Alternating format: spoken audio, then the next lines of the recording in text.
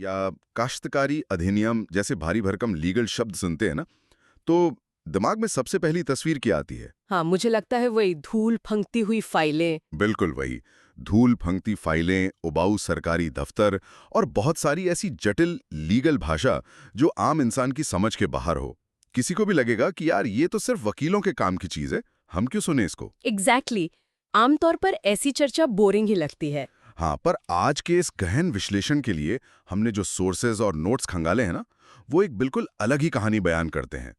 आज की इस चर्चा में हम जिस डॉक्यूमेंट के पन्नों को पलटने वाले हैं, मतलब छोटा नागपुर टेनेंसी एक्ट, जिसे लोग आम भाषा में CNT एक्ट 1908 भी कहते हैं। जी। ये डॉक्यूमेंट दरअसल किसी ठंडे बोरिंग कोर्ट रूम की उपज नहीं है। ये एक ऐसा कानून है जिसकी स्याही में 19वीं सदी के बिरसा उल गुलान यानी जो महान विद्रोह हुआ था और सरदारी आंदोलन था, उसकी मेहनत, उसका पसीना और संघर्ष घुला हुआ है। तो आज हमारा मिशन यही है कि इस मुश्किल से लीगल ढांचे को हम थोड़ा डिकोड करें और समझें कि आखिर क्यों इस CNT एक्ट को जनजातीय भूमि अधिकारों का यानी ट्राइबल लैंड राइट्स का मैग्ना कार्टा कहा जाता है। बिल्कुल। और इस विषय की सबसे खूबसूरत बात यही है कि अगर हम इसको इसके ब्रॉडर कॉन्टेक्स्ट में देखें, यानी थोड़ा क्या कहते हैं उसको, बिगर पिक्चर में देखें, तो ये सिर्फ जमीन का लगान तय करने वाला या कोई रेंट कलेक्ट करने वाला साधारण कानून नहीं है। तो फिर ये बेसिकली क्या है? देखिए, ये एक ढाल है, एक बहुत ही मजबूत सुरक्षा कवच है जो उस वक्त बनाया गया था। इसका असली मकसद सिर्फ जमीन के टुकड़े को बचाना नहीं था, बल्कि उस जमीन से जुड़ी हुई जो ट्राइबल कम्युनिटीज हैं, उनकी जो एक बहुत ही विशिष्ट सामाजिक और सांस्कृतिक पहचान है ना, उसे बाहरी लोगों के कब्जे से बचाना था। मतलब उनकी आइडेंटिटी को प्रोटेक्ट करना। एग्जैक्टली।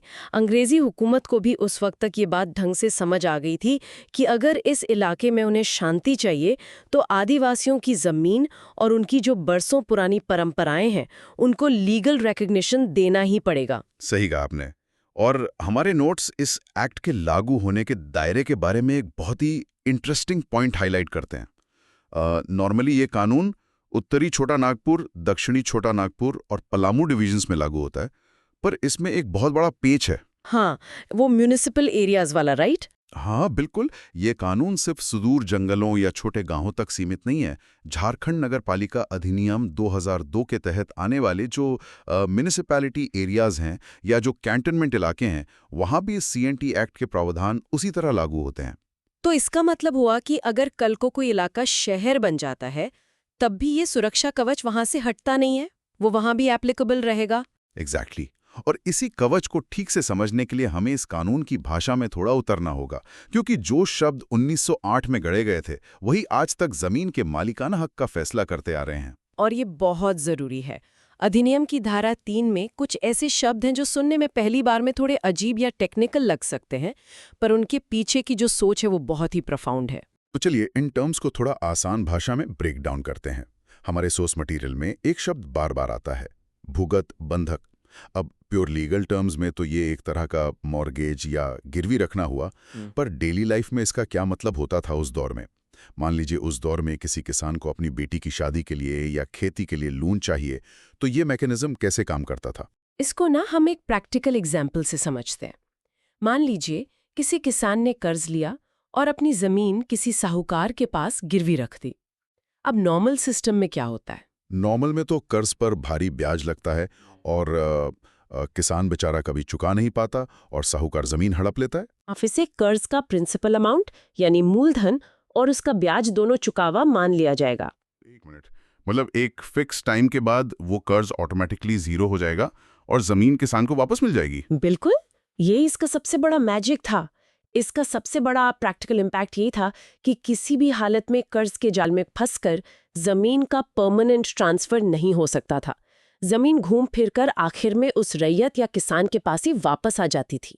वाह, ये तो उस टाइम के हिसाब से बहुत ही कमाल का आइडिया था। कर्ज का कर्ज मिल गया और जो पुश्तैनी जमीन छीनने का डर था वो भी हमेशा के लिए खत्म। हाँ, बहुत ही वेल थॉट आउट था। इसी से जुड़ा एक और बहुत ही शानदार कॉन्सेप्ट हमारे नोट्स में मेंशन्ड है, कोरकॉर।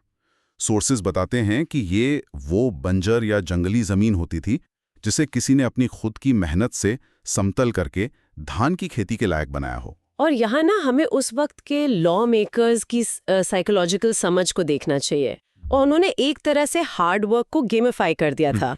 गेमिफाई? वो कैसे? देखिए, आमतौर पर ब्रिटिश राज में हर चीज पर टैक्स लगाने की कोशिश होती थी, पर सीएनटी एक्ट की धारा 67 यानी सेक्शन 67 कहती है कि अगर आपने जंगल साफ करके किसी बंजर जमीन को कोरकौर में बदला है तो आपको उस पर ऑक्यूपेंसी राइट यानी अधिभोग अधिकार पाने के लिए 12 साल लंबा इंतजार नहीं करना पड़ेगा, आपको वह अधिकार तुरंत दे दिया जाएगा। अच्छा, मतलब आपने जमीन उपजाऊ बनाई और इमीडिएटली आपका उस पर लीगल हक बन गया। हाँ, ये लोगों को अपनी जमीन खुद डेवलप करने के लिए मोटिवेट करने का एक बहुत ही स्मार्ट पॉलिसी टूल था। और फिर इसी कड़ी में एक और शब्द आता है, खूटकट्टी। हाँ, खुटकट्टी, ये टर्म तो मैंने बहुत बार सुना है हिस्टोरिकल टेक्स्ट में। जी, जब हम हिस्टोरिकली जमीन के अधिकारों की बात करते हैं तो ये शायद इस कानून का सबसे अहम शब्द है। इसका मतलब उन गांवों के मूल संस्थापकों यानी फाउंडर्स या उनके वंशजों से है जिन्होंने सबसे पहले जंगल काटकर उस जमीन को खेती लायक बनाया था। तो क्या ये किसी एक इंडिविजुअल की जमीन होती थी? नहीं, यही इसकी सबसे बड़ी खासियत है। खूटकट्टी सिर्फ एक इंडिविजुअल प्लॉट नहीं है, ये कम्युनिटी ओनरशिप का सबसे बड़ा सबूत है। कानून ने उनके इस हिस्टोरिकल क्लेम को रिकॉग्नाइज किया और उसको लीगल प्रोटेक्शन दी। और इन सबके बीच आती है कष्टकारी व्यवस्था की सबसे बेसिक यूनिट, जिसे रैयत कहा जाता है। आसान शब्दों में अगर कहें तो रैयत वो व्यक्ति है जिसने खुद या अपने परिवार के साथ मिलकर खेती करने के लिए जमीन होल्ड की हो। पूरा का पूरा सीएनटी एक्ट इस रैयत को एक्सप्लॉइट होने से बचाने के आर्गिर्द ही खूंदता है। बिल्कुल सही ऑब्जर्वेशन है आपका। तो अब जब हमने ये बेसिक डेफिनेशंस क्लियर कर ली हैं, तो चलिए उन लोगों की बात करते हैं जिन पर यह कानून स्पेसिफिकली लागू होता है। हमारे नोट्स के मुताबिक अधिनियम की धारा 4 के अंडर किसानों को 4 मेन कैटेगरीज में डिवाइड किया गया है। पहला, टेन्योर होल्डर्स यानी भूधारक जो लगान वसूलने के लिए जमीन रखते हैं। दूसरा, हमारे रैयत्स। तीसरा, अंडर रैयत्स या दर रैयत जो रैयत्स के अंडर काम करते हैं। और चौथा, जो इन सब में सबसे यूनिक है, मुंडारी खुंदकत्तीदार। और यहाँ सोर्स मटेरियल में एक बहुत ही बढ़िया कंपैरिजन दिया गया है, एक नॉर्मल रैयत और मुंडारी खुंडकट्टीदार के बीच का अंतर। दोनों जमीन जोतते हैं पर उनकी लीगल स्टेटस में जमीन आसमान का फर्क है। वो फर्क क्या है, थोड़ा डिटेल में समझाइए। देखिए, एक आम रैयत को अपनी जमीन पर अधिकार या तो किसी कॉन्ट्रैक्ट के थ्रू मिलता है या फिर तब मिलता है जब उसने 12 साल तक लगातार उस जमीन पर खेती की हो। लेकिन मुंडारी खुंडकट्टीदार का मुद्दा एकदम अलग है। उनका जो अधिकार है वो किसी कागज या कॉन्ट्रैक्ट का मोहताज नहीं है। उनका अधिकार पैतृक है, वंशानुगत है, यानी ये उनका जन्म सिद्ध अधिकार है। तो इसका इविक्शन प्रोसेस पर क्या असर पड़ता है अगर उन्हें जमीन से निकालना हो तो? वही सबसे बड़ी बात है। एक आम रायत को कुछ स्पेसिफिक कंडीशंस के वायलेशन पर बेदखल किया जा सकता है, पर एक मुंडारे खुंडकट्टीदार को बेदखल करना सोर्सेस क्लियर कहते हैं कि ऑलमोस्ट नामुमकिन है। उन्हें एक्ट का सुप्रीम प्रोटेक्शन मिला हुआ है। क्या बात है। और सिर्फ बेदखली ही नहीं, लगान और दूसरे अधिकारों के मामले में भी कानून काफी डिटेल में जाता है। जैसे अगर हम धारा 21 और 21A को देखें, ये सेक्शंस क्लियर करते हैं कि एक रियायत का अपनी जमीन पर लगाए गए पेड़ों, उनके फलों और यहां तक कि उन पेड़ों पर पैदा होने वाले लाख और रेशम पर पूरा अधिकार होगा। जमींदार उनसे इन चीजों में हिस्सा नहीं मांग सकता। हाँ, ये बहुत बड़ा रिलीफ था उस जमाने में। और उससे भी बड़ी बात, धारा 22 यानी सेक्शन 22 सीधे तौर पर कहती है कि डेप्यूटी कमिश्नर यानी डीसी की डिग्री के बिना किसी भी रैयत को उसकी जमीन से इविक्ट नहीं किया जा सकता। कोई भी जमींदार अपने पावर का गलत इस्तेमाल करके किसान को आर्बिट्रेरली निकाल नहीं सकता। और इसी के साथ एक और बहुत ही पावरफुल सेक्शन का जिक्र हमारे नोट्स में है, सेक्शन 33A। इस सेक्शन के तहत डीसी को लगान यानी रेंट कम करने की पावर दी गई है। रेंट कम करने की? कब और किस कंडीशन में? जैसे मान लीजिए किसी इलाके में अचानक खाने पीने की चीज़ों के दाम गिर जाएं, या किसी नेचुरल कैलेमिटी जैसे बाढ़ से ज़मीन की उपजाऊ क्षमता कम हो जाए, या ये भी हो सकता है कि ज़मींदार ने सिंचाई की जो फैसिलिटी प्रॉमिस की थी वो उसने प्रोवाइड ही नहीं की। इन सभी कंडीशंस में डीसी लीगली उस रेंट को घटा सकते हैं। ये तो सच में डिजास्टर मैनेजमेंट जैसा लग रहा है। 1908 में उन्होंने इतना एडवांस आर्थिक सुरक्षा जाल सोच लिया था, ये काफी सरप्राइजिंग है। बिल्कुल। और एक और बहुत क्लियर बाउंड्री लाइन उन्होंने खींची थी धारा 43 यानी सेक्शन 43 के थ्रू। जमींदार की अपनी प्राइवेट खेती वाली जमीन होती थी जिसे लोकल लैंग्वेज में जीरात या मंजियास कहते थे। कानून ने इस प्राइवेट जमीन और किसानों की रैयती जमीन के बीच एक ऐसी दीवार खड़ी कर दी कि दोनों मिक्स न हो सकें। अब इस बाउंड्री को क्लियर रखने का क्या प्रैक्टिकल लॉजिक था उस वक्त? लॉजिक बहुत क्लियर था कि फ्यूचर के डिस्प्यूट्स को शुरू होने से पहले ही खत्म करना। ये रूल बना दिया गया कि जमींदार की प्राइवेट जमीन पर कोई किसान ऑक्यूपेंसी राइट क्लेम नहीं कर सकता और सिमिलरली किसानों की रैयती जमीन पर जमींदार अपना प्राइवेट कंट्रोल असर्ट नहीं कर सकता। जब बॉर्डर्स वेल डिफाइंड हो तो कोर्ट केसेस अपने आप कम हो जाते हैं। ये तो काफी लॉजिकल अप्रोच है, पर अब हम इस डीप डाइव के उस हिस्से पर आते हैं जो पर्सनली मुझे सबसे स्ट्रॉन्ग लगता है, जिसे शब्दों में कहें तो इस कानून की आत्मा। हम बात कर रहे हैं लैंड ट्रांसफर पर लगे हुए रिस्ट्रिक्शंस की। हमारे सोर्स के अकॉर्डिंग धारा 46, 47 और 48 में ऐसे कड़े नियम बनाए गए ताकि आदिवासी जमीन किसी भी कीमत पर गैर आदिवासियों के हाथ में ना चली जाए। हाँ, CNT एक्ट का ये सबसे वाइडली डिस्कस्ड और इम्पॉर्टेंट पार्ट है। यहाँ लॉ मेकर्स ने बहुत ही स्पेसिफिकली रूल्स ड्राफ्ट किए हैं। सेक्शन 46 क्लियरली कहता है कि शेड्यूल्ड ट्राइब यानी ST कैटेगरी का कोई भी व्यक्ति अपनी जमीन का ट्रांसफर सिर्फ और सिर्फ उसी पुलिस स्टेशन एरिया यानी उसी थाने के किसी दूसरे ST मेंबर को ही कर सकता है, और उसमें भी DC की प्रायर परमिशन लेना मैंडेटरी है। अब यहाँ एक पॉइंट मैं हाईलाइट करना चाहूंगा। ये उसी थाना क्षेत्र वाली शर्त क्यों रखी गई? ताकि सिर्फ कम्युनिटी के अंदर ही लैंड ना रहे, बल्कि उस स्पेसिफिक ज्योग्राफिक एरिया की जो डेमोग्राफी है, जो जनसंख्या का बैलेंस है, वो मेंटेन रहे। लोग डिस्प्लेस होकर दूर ना जाएं। और नोट्स बताते हैं कि SC और बैकवर्ड क्लासेस के लिए भी सिमिलर नियम हैं। वो अपनी जमीन अपने ही क्लास के मेंबर को दे सकते हैं, पर अपने डिस्ट्रिक्ट के अंदर, और वहां भी DC का अप्रूवल चाहिए होगा। एग्जैक्टली। और ट्रांसफर के साथ साथ मॉर्टगेज यानी गिरवी रखने पर भी कैप्स लगा दिए गए। एक सिंपल मॉर्टगेज मैक्सिमम 5 साल के लिए हो सकता था, और भुगत बंधक जिसकी हमने पहले बात की वो ज्यादा से ज्यादा 7 साल के लिए अलाउड था, ताकि परमानेंटली कोई भूहीन ना हो जाए। हाँ, बेसिक आइडिया यही था कि किसी भी टाइप का फाइनेंशियल ट्रांजैक्शन किसी ट्राइबल फैमिली से उनकी जमीन हमेशा के लिए ना छीन ले। लेकिन मेरी एक क्यूरियोसिटी है, मान लीजिए रूल बन गया, पर ग्राउंड लेवल पर अगर किसी ने ठगी या फ्रॉड करके जमीन हड़प ली, फिर क्या? यहाँ हमारे नोट्स एक ऐसी लीगल पावर की बात करते हैं जिसने मुझे हकीकत में हैरान कर दिया।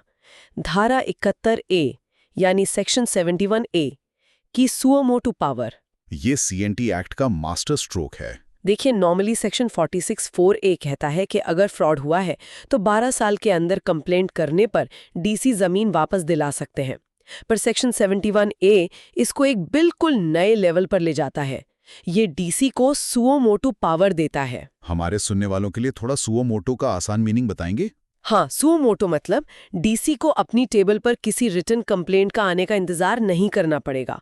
अगर उन्हें किसी सोर्स से सिर्फ पता चल जाता है कि किसी आदिवासी की जमीन रूल्स तोड़कर या फ्रॉड से हटाई गई है, तो वो खुद आगे बढ़कर एक्शन इनिशिएट कर सकते हैं। और इसमें जो पॉइंट मुझे सबसे ज्यादा पावरफुल लगा ना, वो ये है कि इसमें कोई टाइम लिमिट सेट नहीं की गई है। मतलब अगर 50 साल पहले भी किसी ने फर्जीवाड़ा करके जमीन ली थी और आज DC को पता चलता है, तो वो मैनुअली इंटरवीन करके उस ओरिजिनल रैयत या उसके वंशजों को जमीन वापस दिला सकते हैं। 1908 में इतना अनलिमिटेड प्रोटेक्टिव मैकेनिज्म सोचना वाकई बहुत बड़ी बात थी। बहुत बड़ी बात थी, और ये उस टाइम की रियलिटी की वजह से नेसेसरी भी था, क्योंकि आदिवासियों का सिर्फ लैंड ग्रैब नहीं होता था, उनका रोजमर्रा की जिंदगी में इकोनॉमिक एक्सप्लॉयटेशन भी एक्सट्रीम पर था। और यहाँ पर CNT एक्ट के प्यूनिटिव यानी दंडात्मक प्रावधान रोल प्ले करते हैं। हाँ, डे टू डे एक्सप्लॉयटेशन पर आते हैं। सोर्सेज में मेंशन है कि धारा 54 यानी सेक्शन 54 के तहत एक बहुत ही कॉमन लगने वाली आदत को एक सीरियसली पनिशेबल क्राइम बना दिया गया। अगर कोई जमींदार किसान से रेंट कलेक्ट कर लेता है पर उसे रिसीट नहीं देता, तो उसे 1 महीने की जेल या फाइन हो सकता है। अब सुनने में लगता है रिसीट ही तो नहीं दी, पर इसके पीछे का कॉन्टेक्स्ट बहुत डार्क था। सही कहा। बिना रिसीट के किसान हमेशा इस डर में जीता था कि जमींदार कल आकर फिर से वही रेंट मांग लेगा, और किसान के पास कोई सबूत नहीं होगा कि उसने पहले ही पे कर दिया है। और बात सिर्फ ठीक ठीक रेंट लेने की भी नहीं थी। हिस्टोरिकली जमींदार अपने तय लगान के अलावा कई तरह के इलीगल चार्जेस और फाइन किसानों पर थोप देते थे। कभी त्योहार के नाम पर, कभी किसी शादी के नाम पर। इसे लीगली प्रेडियल कंडीशंस और लोकल डायलेक्ट में अबवाब कहा जाता था। जी, और धारा 63 यानी सेक्शन 63 ने इस प्रैक्टिस को पूरी तरह से इल्लीगल डिक्लेयर कर दिया। अगर इसको हम सिंपल टर्म्स में कहें तो ये लीगलाइज्ड एक्सटॉर्शन था। खुलेआम हफ्ता वसूली चल रही थी। और हमारे नोट्स हाईलाइट करते हैं कि धारा 63 के अकॉर्डिंग अगर जमींदार ऐसी इल्लीगल एक्सटॉर्शंस करता पकड़ा गया तो उसे 6 महीने की जेल और 500 रुपए तक का फाइन लग सकता है। और उससे भी बड़ी बात कि ये एक कॉग्निजेबल ऑफेंस था। कॉग्निजेबल ऑफेंस मतलब? हाँ, मतलब पुलिस को जमींदार को अरेस्ट करने के लिए कोर्ट या मैजिस्ट्रेट से किसी वारंट को लाने की जरूरत नहीं थी। वो ऑन द स्पॉट अरेस्ट कर सकते थे। उस वक्त के एक जमींदार के खिलाफ लॉ एनफोर्समेंट को ऐसी डायरेक्ट पावर मिलना एक क्लियर मैसेज था। एब्सोल्युटली। और इसी तरह के एक्सप्लॉयटेशन के अगेंस्ट एक और बहुत बड़ी अजीब सी प्रथा का अंत किया गया। धारा 101 के थ्रू बेगारी को बैन किया गया। बेगारी वो जिसमें बिना पैसे दिए जबरदस्ती काम करवाया जाता है। हाँ, फोर्स्ड लेबर। लोगों को मजबूर किया जाता था कि वो जमींदारों के खेतों में फ्री में काम करें। हिस्टोरिकल पर्सपेक्टिव से अगर देखा जाए तो कई सारे आदिवासी विद्रोह इस बेगारी की कस्टम के ही खिलाफ थे। CNT एक्ट ने इसे परमानेंटली बंद करवा दिया। ये तो फिजिकल और इकोनॉमिक एक्सप्लॉयटेशन को रोकने की बात हुई। पर अब चलिए हमारे एनालिसिस के उस हिस्से की तरफ बढ़ते हैं जो मेरी समझ से सबसे डीप और फिलोसॉफिकल पॉइंट है इस कानून का। हम written documents versus traditional customs की बात कर रहे हैं। धारा 76 और धारा 84 तीन के एनालिसिस में एक्सपर्ट द्वारा दिए गए पॉइंट्स वाकई माइंड ब्लोइंग हैं। सेक्शन 76 साफ कहता है कि लोकल कस्टम्स और रीति रिवाज किसी भी साइन कॉन्ट्रैक्ट पर हावी रहेंगे। ये एक्चुअली उस टाइम की मॉडर्न लीगल वर्ल्ड के लिए एक बहुत बड़ा शॉक था। नॉर्मल जस्टिस सिस्टम ये मानता है कि जो अग्रीमेंट कागज पर साइन हो गया वो एब्सोल्यूट ट्रूथ है। लेकिन CNT एक्ट ने फिलॉसफी ही चेंज कर दी। अगर कोई रिटन कॉन्ट्रैक्ट उस पर्टिकुलर कम्युनिटी के हजारों साल पुराने रीति रिवाज के ऑपोजिट जाता है तो कानून कहता है कि वो कागज रद्दी है और कस्टम प्रिवेल करेगा। और इस फिलॉसफी को और भी प्रैक्टिकल बनाती है धारा 84(3) जो खतियान यानी रिकॉर्ड ऑफ राइट्स की बात करती है। हमारे नोट्स में एक फ्रेज यूज हुआ है प्रिजम्पशन ऑफ करेक्टनेस। जब मैंने इसको पहली बार देखा तो मुझे लगा ये सिर्फ एक लीगल जार्गन होगा, पर डीपली समझने पर रियलाइज हुआ कि ओरल हिस्ट्री पर बेस्ड सोसाइटी के लिए ये कितनी मैसिव ढाल है। आप इस पॉइंट को थोड़ा एलैबोरेट करेंगे? जरूर। देखिए, ट्राइबल सोसाइटीज में नेचुरली चीजों को लिखकर रखने का ट्रेंड नहीं था। उनकी ट्रेडिशंस, जमीन की ओनरशिप, ये सब जनरेशन से आगे पास होती आई हैं ओरली। उनके पास कोई मॉडर्न स्टैम्प पेपर या रजिस्ट्री के डॉक्यूमेंट्स नहीं होते थे। अब जब ब्रिटिश कोर्ट्स आए तो वहां उनसे डॉक्यूमेंट्स मांगे जाने लगे। ऐसे में ये प्रिजम्पशन ऑफ करेक्टनेस का जो कॉन्सेप्ट लाया गया वो बहुत पावरफुल था। इसका एग्जैक्टली मैकेनिज्म क्या था कोर्ट में? इसका मैकेनिज्म ये था कि एक बार अगर गवर्नमेंट ने खतियान प्रिपेयर कर लिया और किसी व्यक्ति का नाम उसमें दर्ज हो गया तो कानून ऑटोमेटिकली अज्यूम करेगा कि वही सच है। यानी खतियान की करेक्टनेस प्री अज्यूम्ड थी। इसका सीधा फायदा क्या हुआ मूल निवासियों को? इसका फायदा ये हुआ कि जो बर्डन ऑफ प्रूफ होता है यानी सबूत देने की जिम्मेदारी, वो रिवर्स हो गई।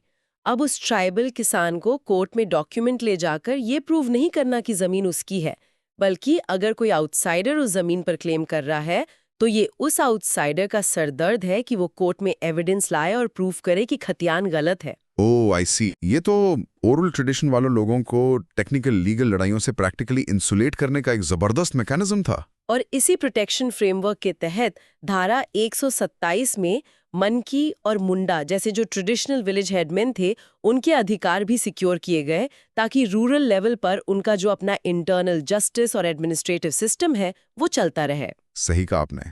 पर इन सब एक्सेलेंट रूल्स के बावजूद ग्राउंड पर एक बहुत प्रैक्टिकल प्रॉब्लम आती है, जस्टिस में डिले।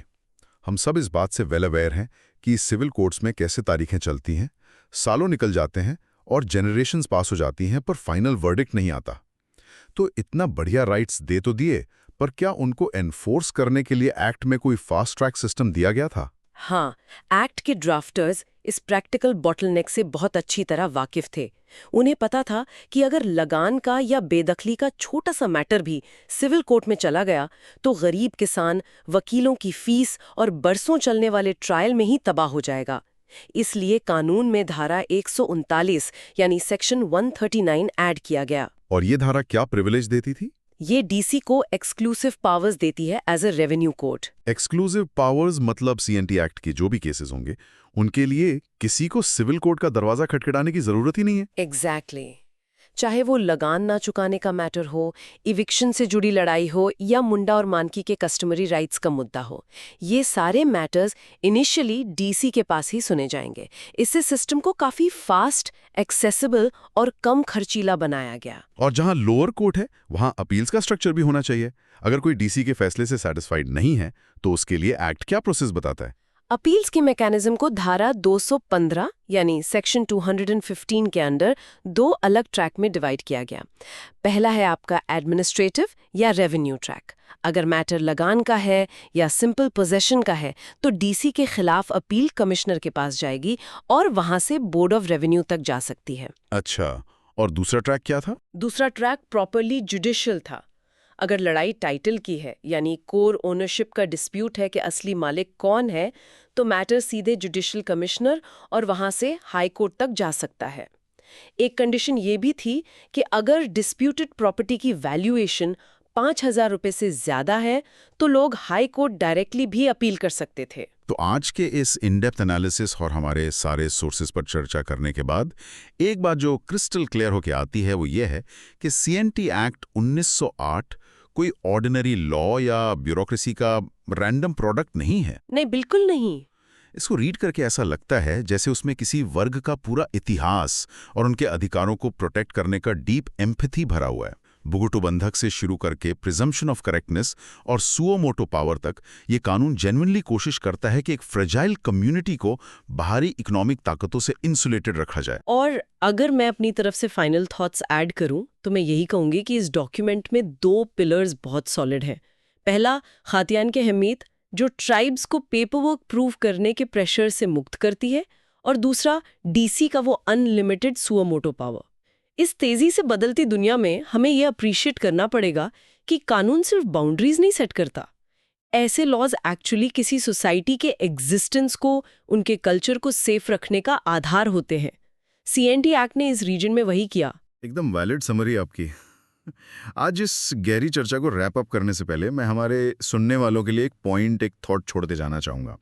ये स्पेसिफिक पॉइंट डायरेक्टली भले ही हमारे आज के सोर्सेज में ना हो, पर इन सबको समझने के बाद दिमाग इस तरफ ऑटोमेटिकली चला जाता है। ज़रा इमेजिन कीजिए, एक तरफ ये 1908 का स्ट्रॉन्ग कानून है जो प्योरली लोकल ट्रेडिशंस और लैंड प्रोटेक्शंस पर बेस्ड है, और दूसरी तरफ आती है हमारी आज की 21वीं सदी जिसमें मैसिव अर्बनाइजेशन हो रहा है, शहरीकरण बढ़ रहा है, बड़े बड़े कॉर्पोरेट डेवलपमेंट प्रोजेक्ट्स बन रहे हैं जी। तो जब सेंचुरीज पुरानी इस कल्चरल जमीन की सेफ्टी और मॉडर्न दुनिया की तेज डेवलपमेंट की भूख आपस में टकराती है, तब नतीजा क्या निकलता है? एक तरफ आइडेंटिटी और एंसेस्ट्रल लैंड है और दूसरी तरफ कंक्रीट के जंगल बनाने का प्रेशर। इन दोनों प्रायोरिटीज के बीच का बैलेंस फ्यूचर में कैसे तय होगा? ये वाकई एक डीप सवाल है जिस पर सिर्फ कोर्ट को ही नहीं, हम सबको कलेक्टिवली सोचना होगा। तो दोस्तों, आज के इस डीप डाइव में इतना ही। इस अहम कानून और इतिहास से सीखते रहिए और डीपली सोचते रहिए।